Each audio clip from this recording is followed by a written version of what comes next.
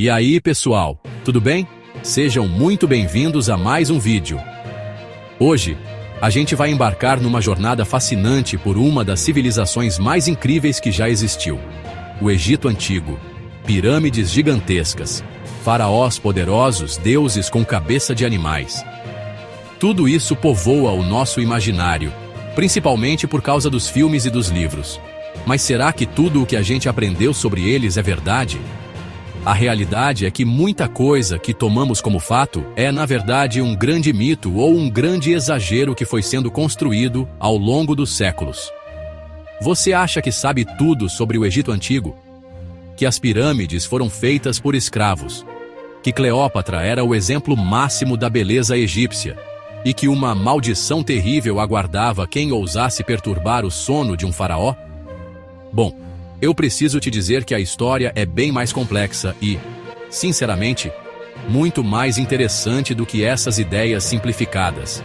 Prepare-se para se surpreender, porque hoje nós vamos desvendar fatos, curiosidades e desmistificar algumas das maiores lendas sobre essa civilização que continua nos cativando até hoje. Vamos começar com um clássico do cinema e da literatura: A Terrível Maldição da Múmia. A ideia é que qualquer um que violasse a tumba de um faraó estaria condenado a uma morte horrível e misteriosa. Essa narrativa ficou super famosa com a descoberta da tumba de Tutankhamon, em 1922, por Howard Carter. A imprensa da época, especialmente os jornais sensacionalistas, fez a festa. Lord Carnarvon, o financiador da expedição, morreu alguns meses depois, por causa de uma picada de mosquito infectada. E pronto. Era a prova que todos precisavam. A verdade, no entanto, é que essa ideia de uma maldição mortal é uma invenção moderna. Não existem evidências históricas ou arqueológicas de que os antigos egípcios acreditavam nisso. Eles não inscreviam maldições letais em suas tumbas.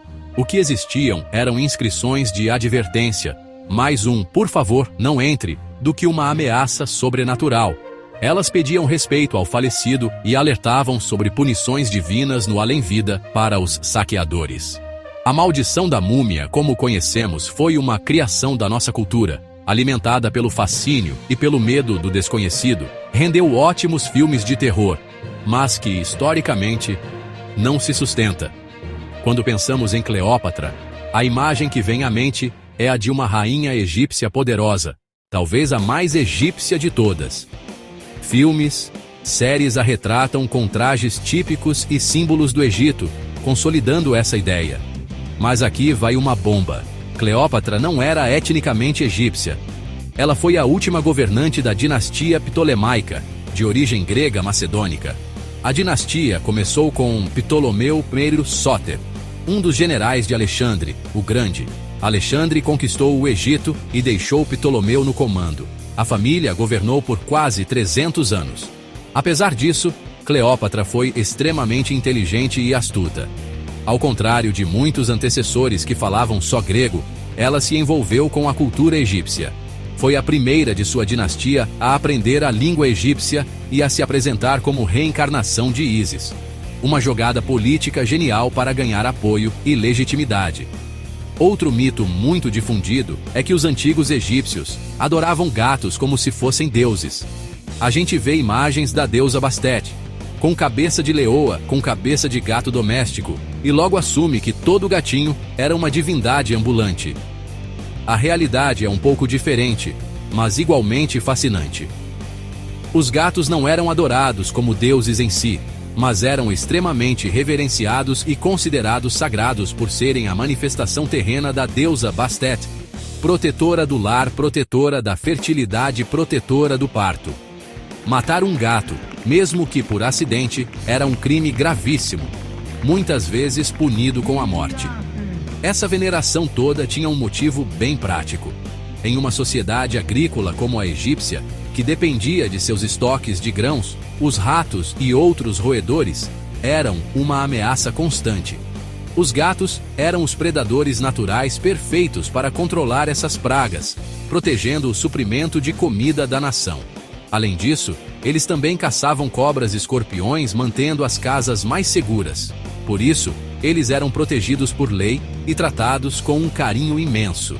Quando um gato de estimação morria, a família raspava as sobrancelhas em sinal de luto e o animal era mumificado e enterrado com todas as honras, mostrando o quão importantes eles eram no dia a dia egípcio.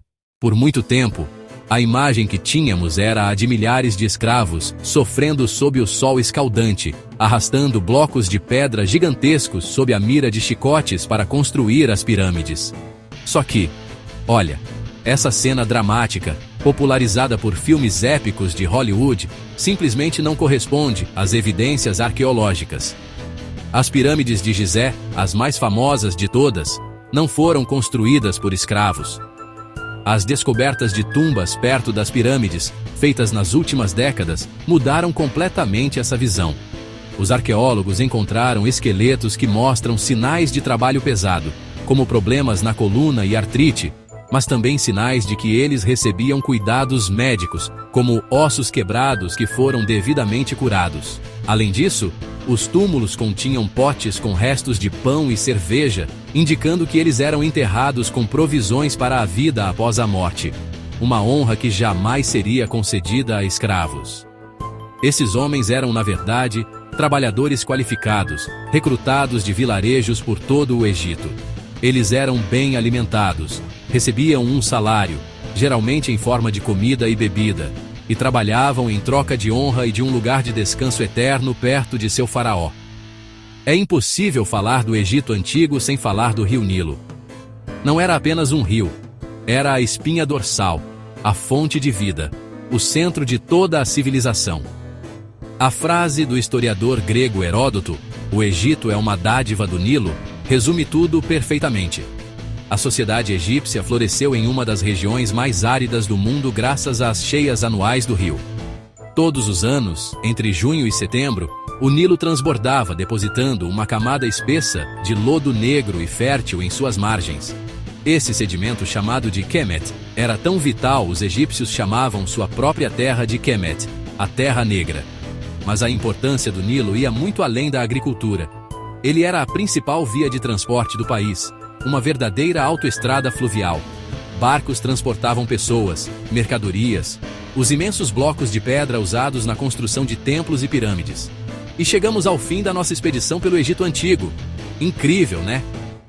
Vimos que a maldição da múmia é mais coisa de cinema, que a rainha mais famosa do Egito era na verdade grega, que os construtores das pirâmides eram trabalhadores valorizados e não escravos. Agora eu quero saber de você. Qual desses fatos mais te surpreendeu? Deixa aqui nos comentários. E se você ainda não é inscrito,